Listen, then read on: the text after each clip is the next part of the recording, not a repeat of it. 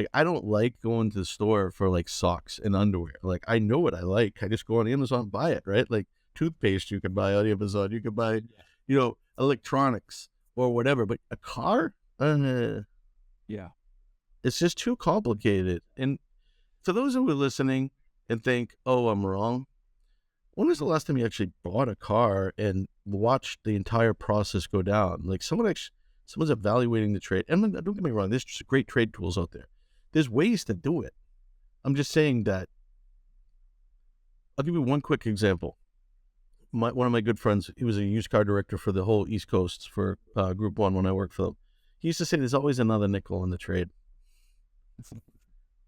So a digital retailing tool can't do that. Unless you want to max out every single trade value. Like he will, in other words, I'll bend 500 for any customer to put a deal together. Or quick tier exceptions. You're a 650 credit score, and it the to get to 700, you drop it. Your rate drops, and because I have a good relationship with the bank, and you look like you're paying your car payment on time, I can talk to the bank and get them to give you an exception.